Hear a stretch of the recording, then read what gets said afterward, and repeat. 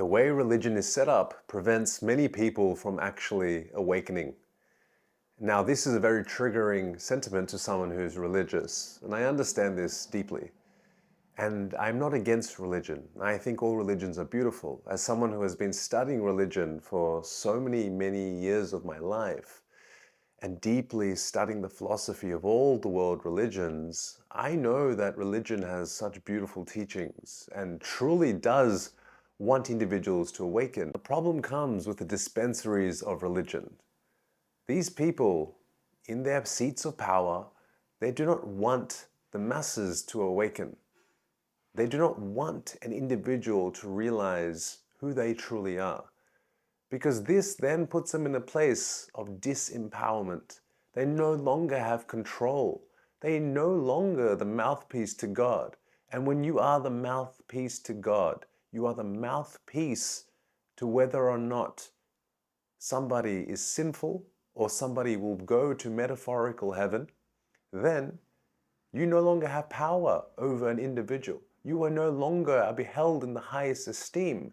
You no longer are now the most powerful parts of a society. The clergy, the priests, the clerics, the monks, all these individuals, they are not bad.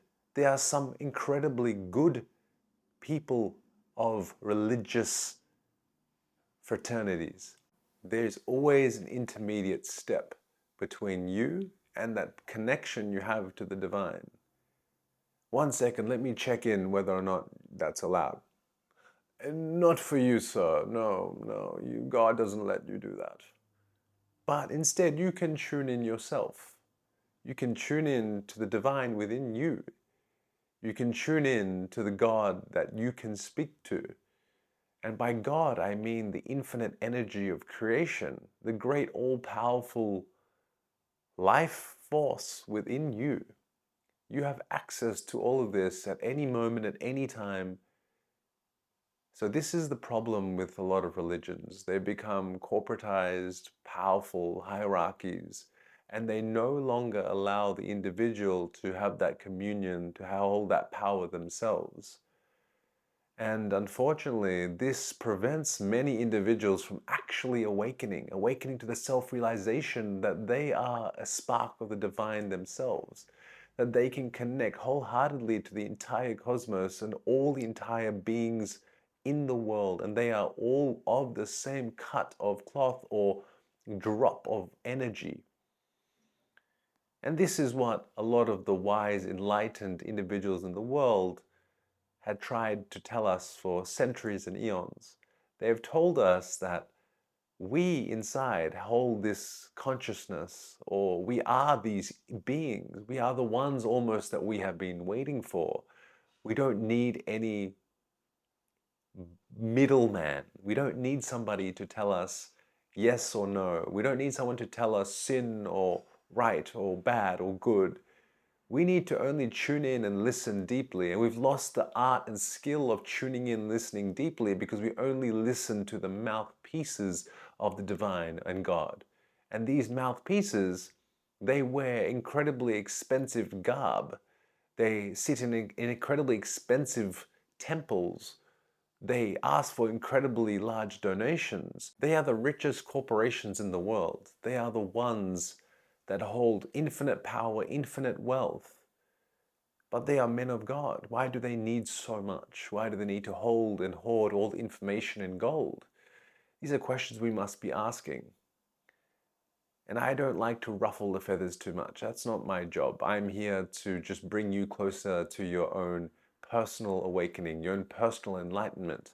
But an aspect of this is for each individual to recognize the power that they hold within, and that they don't need an intermediate individual, corporate entity, religious fraternity, or hierarchy to speak to the divine within them. This is one of the greatest sins of all time, you could say, without to put too much religious connotation on the word sin, but a missing of the mark. We've missed the mark here in our own connection, our own human's connection to the divine. to the great energies, to the Tao, to the Nawal, to the Vaheguru, to the infinite light, to God, to Christ consciousness. We've missed all of this. Now we must return back to it and reclaim the power that we have, because it is there. It is waiting for you. It has been twinkling and dancing in the background this whole time. And you've almost been playing a game, thinking that another individual holds the answers to your question, or another individual holds the power to your communication, or another individual needs to be appeased before God is appeased, or you must do something for a particular group of people before God will have you in its beautiful gates once you pass. The fear that keeps us trapped is the fear of self-realization. The fear that other individuals do not want you to realize. And a lot of these people aren't purposefully doing this. It's been passed down and down and down and down, and it becomes normalized. And they're like, yeah, of course, I am the archbishop and I hold the word of God.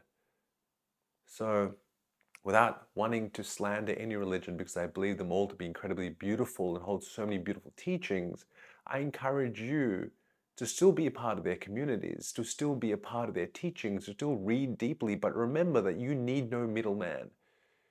You don't need any intermediate person or conduit. You've got a direct source to the line. You can pick up that phone, that celestial phone, and make that call to the stars at any moment. This is the gift, this is the empowerment that I want you to remember that you have and hold within you. Sending you so much love. Vaheguru, Satnam, Yahweh, Vaheguru. All the things to bless your soul, your life. Sending you so much love. See you in the next video.